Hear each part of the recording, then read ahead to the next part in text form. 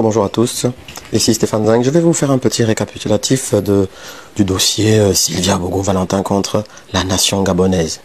Comme vous le savez tous, Sylvia Bongo-Valentin et son fils Nourdine Bongo-Valentin Mohamed, bon, on apprend tous les jours, ont été incarcérés suite au coup d'État, au coup de la libération du 30 août 2023 au Gabon. C'est important de le dire, coup de la libération, coup d'État, ça veut dire quoi? Ça veut dire que les militaires ont pris leurs responsabilités en prenant les armes pour déposer le régime Bongo-Valentin qui instrumentalisait le pays depuis longtemps et qui était en plus dominé par Sylvia Bongo et son fils depuis l'AVC d'Ali Bongo. Habituellement, quand il y a un coup d'État, le régime déposé disparaît totalement. C'était ça depuis les années 60. Mais nous, les Gabonais, on a changé. Et le monde a un peu changé aussi. Donc depuis les années 90, les tyrans déposés, en général, ils disparaissent plus trop en fait. On leur donne la vie, on va dire ça comme ça, sauve. Et en reconnaissance de quoi? Ils se taisent. Ils font profil bas. On récupère tous leurs biens. On récupère tout ce qu'ils ont fait fuiter à l'étranger comme bien. Tout ce qu'ils ont déposé dans les paradis fiscaux. Et en général, pour certains, ils vont dans un exil doré, comme ça s'est passé au Soudan, comme ça s'est passé dans plein d'autres pays africains. Comme ça s'est passé en Tunisie, comme voilà, bon, la liste est longue.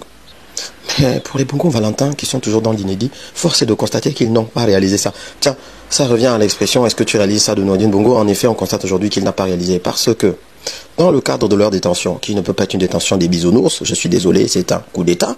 N'oublions pas, coup d'État contre des personnes qui ont massacré des Gabonais en 2016, massacré des Gabonais en 2009, massacré des Gabonais entre deux, pillé les ressources du pays, dénudé, enlevé toute dignité, vendu le pays. Mais en fait, bref, la liste est tellement longue. Le chômage aujourd'hui est endémique à cause de ces personnes. Et tous les jours, ils commettaient des crimes financiers. Tiens, revenons justement aux crimes financiers, parce que c'est de ça qu'il s'agit. Aujourd'hui, la nation gabonaise en reconstruction a décidé de les amener sur le terrain judiciaire. Oui, parce que faut pas non plus qu'on se fasse taxer de barbares. Bon, moi, personnellement, bref, je préfère ne rien dire. Mais bon, voilà, on s'est dit, on va aller sur le terrain du judiciaire. Quand je dis on, c'est la nation gabonaise consciente.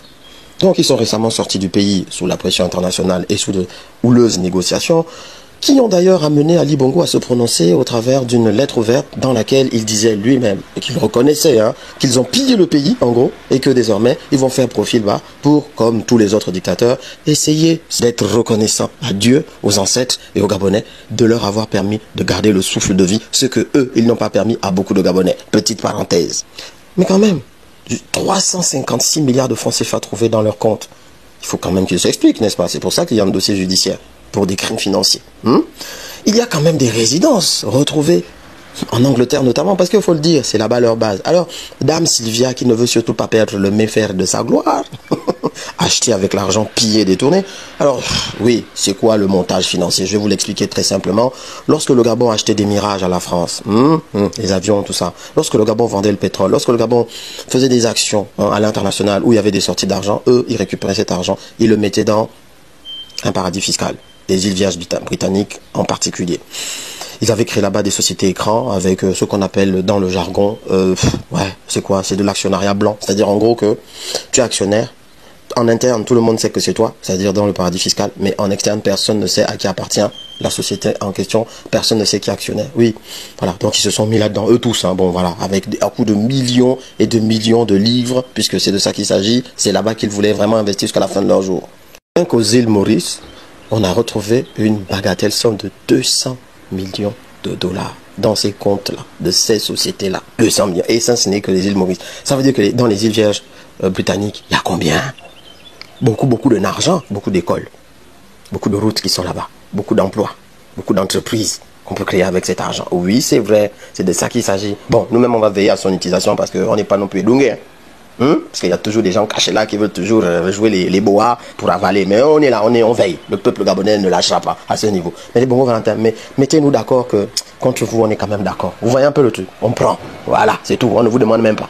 Plus de 100 milliards de francs CFA dont ils sont incapables de justifier l'origine et donc on sait clairement que c'est des biens mal acquis. Donc on sait qu'on doit tout reprendre parce qu'une fois que épinglés au Gabon, ils seront certainement condamnés parce que je ne vois pas comment ils vont s'en sortir, il y aura une procédure de biens mal acquis à l'international qui va faire qu'on récupère aussi les biens de Londres. Et voilà d'où part le problème. Mais ne voulons pas perdre l'autre, s'il vous plaît. Laissez-moi la maison de Mayfair. Quel Mayfair? C'est pour toi. C'est pas pour toi. On va prendre.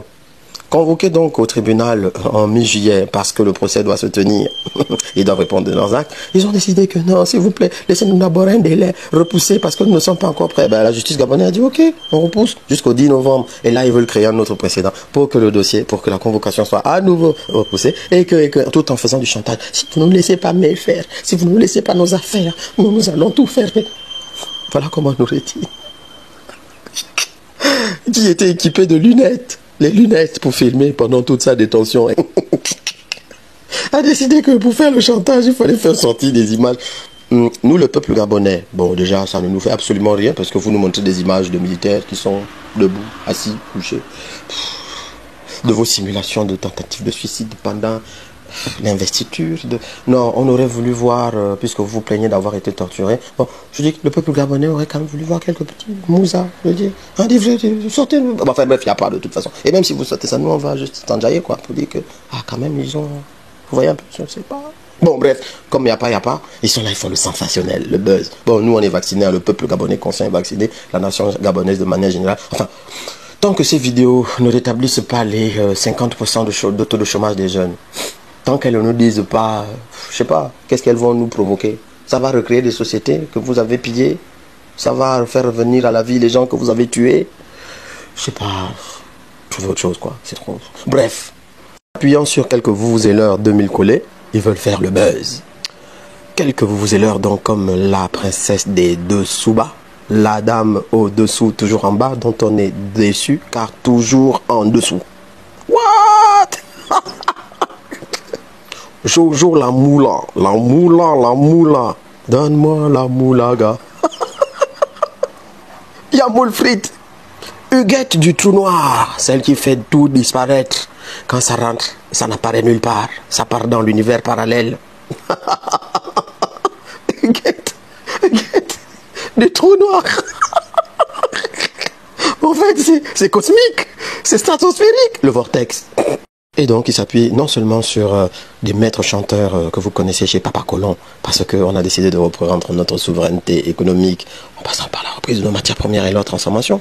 Mais pas que ça, on veut aussi maîtriser ce qui est pêché sur nos côtes. Donc, les vous et l'heure. Et le camp des niens, rendez-moi mes fers.